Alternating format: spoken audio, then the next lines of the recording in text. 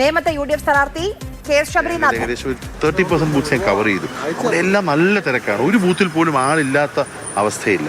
അപ്പോൾ എനിക്ക് തോന്നുന്നു വോട്ടിംഗ് പെർസെൻറ്റേജ് ഇങ്ങനെ പോവുകയാണെങ്കിൽ കഴിഞ്ഞ തവണയേക്കാളും കൂടും എന്നാണ് എൻ്റെ വിശ്വാസം. എന്തായാലും ഇതുവരെയുള്ള നമ്പേഴ്സ് വളരെ ഹെൽത്തിയാണ്.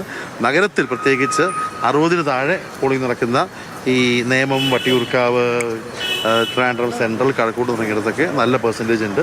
തീർച്ചയായിട്ടും UDF അനുകൂലമായിട്ട് തന്നെ വരും. ബിജെപിക്ക് 4 താമര വരെ തിരുവനന്തപുരത്ത് വരികയും BJP തീരുമാനിക്കും കേരളം ആര് ഭരിക്കണം അല്ല, അത് ഓരോ സ്ഥാനാർത്ഥിയും പാർട്ടി പ്രസിഡന്റിലൂടെയാണല്ലോ, അവർക്ക് അവരുടെ ക്ലെയിംസ് ഉണ്ടാകും.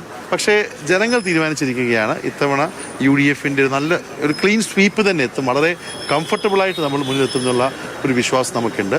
നമ്മൾ എങ്ങനെയാണോ പ്രവർത്തിച്ചത് അവിടെ എല്ലാം ആ ഒരു പോസിറ്റീവ് റിസൾട്ട് വരുന്നുണ്ട്. ബാക്കി ഇലക്ഷൻ ദിവസം എല്ലാവർക്കും കാര്യങ്ങൾ പറയാമല്ലോ, അതിലേക്ക് ഞാൻ ಖಂಡಿക്കാൻ പോകുന്നില്ല. അദ്ദേഹത്തിൻ്റെ ആത്മവിശ്വാസം അദ്ദേഹത്തിന് ഉണ്ടാകട്ടെ, നല്ലതാണ്.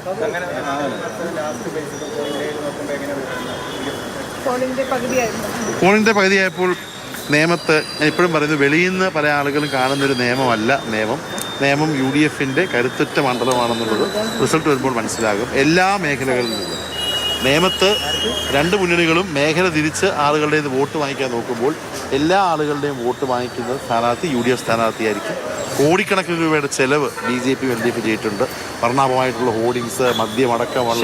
ശരി. എന്തായാലും വീണ്ടും അത്തരം ആരോപണങ്ങളാണ്, മദ്യം തുടങ്ങിയ ആരോപണങ്ങൾ ഉന്നയിക്കുന്നു. മേഖല തിരിച്ച് വോട്ട് തേടാൻ 2 മുന്നണികളും ശ്രമിക്കുന്നതാണ്. റഹീം എൻ്റെ ഒരു വാർത്താ സമ്മേളനത്തിൽ അദ്ദേഹവും പറഞ്ഞതാണ്, ഒരു മേഖല തിരിച്ച് വോട്ട് നേടാം. ഇതൊക്കെ മേഖല എന്ന വാക്കിനുള്ളിൽ എന്തൊക്കെയാണുള്ളതെന്ന് കാര്യത്തിൽ സംശയമില്ല. BJP വലിയ രീതിയിൽ പ്രതീക്ഷ വെക്കുന്ന ഒരു മണ്ഡലമാണ്. അവിടെ രാജീവ് ചന്ദ്രശേഖർ വേഴ്സസ് ശിവൻകുട്ടി വേഴ്സസ് ശബരിനാഥൻ ആരായിരിക്കും വിന്നർ? അല്ല, അതുകൊണ്ടാണ് എനിക്ക് തോന്നുന്നത് ഈ അത്രയും കടുത്ത മത്സരങ്ങൾ നടക്കുന്ന മണ്ഡലങ്ങളിലെ ആളുകളിൽ ഇപ്പൊ എൻ്റെ ഒരു വോട്ടിന്റെ കുറവിന്റെ പേരിൽ ഇന്നയാൾ ജയിക്കാതെ വോട്ട് അല്ലെങ്കിൽ ഇന്നയാള് ജയിക്കണം എന്നൊരു ഇതുകൊണ്ടായിരിക്കാം. അങ്ങനെ ഒരു ഷുവർ സീറ്റ് പറയാൻ പറ്റുന്ന മണ്ഡലങ്ങൾ വളരെ കുറവാണ്.